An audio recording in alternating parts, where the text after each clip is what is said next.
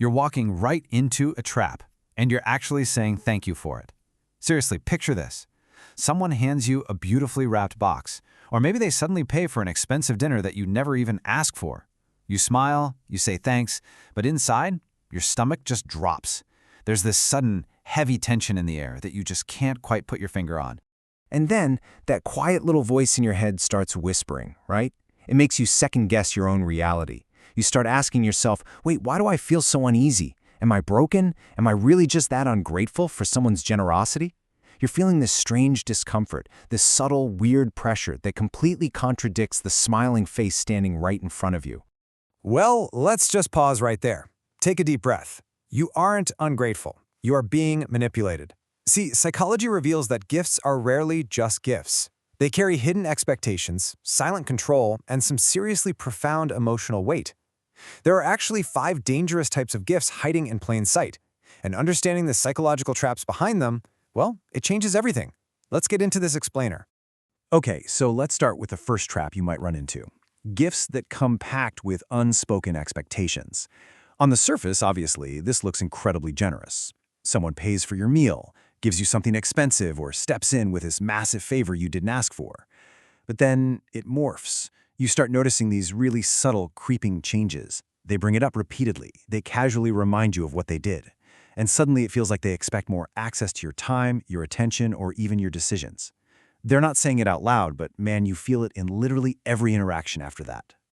The hidden mechanics at play here come down to something called reciprocity pressure. Look, it's just human nature to feel the need to return a favor, right? That's totally normal social bonding. But a manipulative gift actually weaponizes that natural instinct. It takes a kind gesture and turns it into this unsigned, invisible contract of emotional debt. And let me tell you, emotional debt is a wildly powerful tool. It can force you to say yes when your mind is absolutely screaming no. It makes you tolerate things you normally wouldn't simply because you feel like you owe them. A genuine gift is supposed to feel light, but this feels like an anchor. All right, moving on to the second trap, fast attachment. I want you to imagine the sudden urgency of someone you barely even know. Maybe it's a new romantic partner, a brand new friend, or even a professional contact. And they are suddenly showering you with overly expensive luxury items or just dropping large sums of money on you. It feels incredibly flattering at first, doesn't it? But psychology begs us to just take a step back and ask a really simple question. Why the urgency? Because healthy, secure relationships build value and trust gradually over time. See, when someone accelerates that emotional closeness using high-value gifts, it creates a massive psychological imbalance. You end up feeling obligated, super impressed, and ultimately guilty if you can't match their intense level of giving. This triggers what psychologists call overcommitment bias. You literally become trapped. You stay connected to this person or you stay in that relationship way longer than you normally would, purely out of sheer guilt. Now, the key takeaway here isn't that expensive gifts are inherently bad, not at all. It's all about timing and intention. When massive value arrives way too fast without any solid emotional foundation, that's a huge red flag. Which brings us to the emotionally tricky third scenario. Fake apologies. We've all been there. Someone crosses a major boundary. They hurt you or they treat you horribly. But then, instead of actually addressing the issue like an adult, they suddenly buy you a nice treat, hand you a present, or do you a big favor. Almost like magic, the conversation shifts from, look what you did to me, to, oh wow, look what I gave you. It's confusing, it's incredibly disorienting, and it softens the moment just enough to let them entirely off the hook. What you're actually experiencing here is a very well-known behavioral pattern called repair without responsibility. The person who hurt you is using generosity as a quick shortcut to dodge the discomfort of real accountability. But here is the really dangerous truth about that. Unresolved behavior doesn't just magically disappear just because it gets covered up with a nice gift. The root problem is absolutely still there, rotting away right beneath the surface, just waiting to happen all over again. It's absolutely crucial to notice the stark contrast between these two approaches. Healthy repair always requires accountability first, genuine change second, and then, hey, maybe a gift afterward, but never, ever as a replacement for taking responsibility. Manipulative repair, on the other hand, is this toxic, dizzying cycle of hurt followed by a gift while the actual problem is completely ignored. And if you go through repeated cycles of this, it will literally wire your brain to start associating harm with affection. You'll catch yourself accepting terrible behavior because you've essentially been trained to expect a shiny peace offering right afterward. Now we arrive at the fourth gift type, and this one is incredibly subtle and honestly insidious: quiet isolation. This usually happens in our really close relationships. It looks like someone constantly paying for everything or aggressively swooping in to solve all of your problems for you. On the surface, it feels like they just care so deeply about you. But the hidden intention?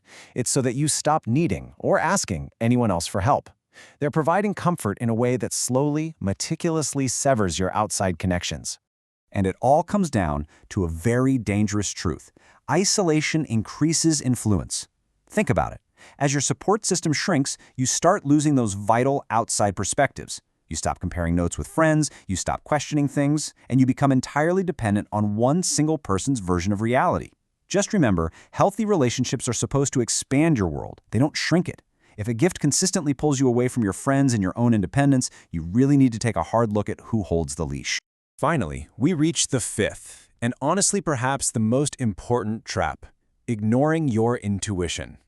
This is the scenario where the gift is objectively totally normal. The person is smiling at you. Everything looks absolutely fine on paper, but your physical body? It's reacting. You feel tense, uneasy, pressured, or maybe you're just overcome with this weird, unexplained guilt.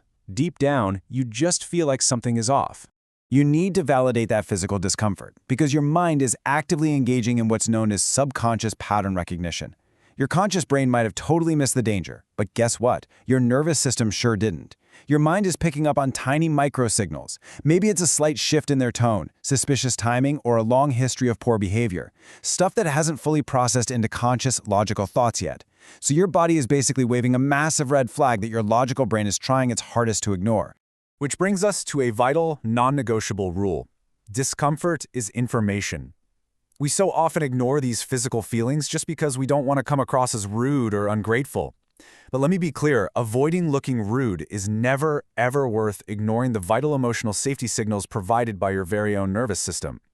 A healthy gift brings a sense of ease, not confusion. If it feels heavy, you need to pay attention.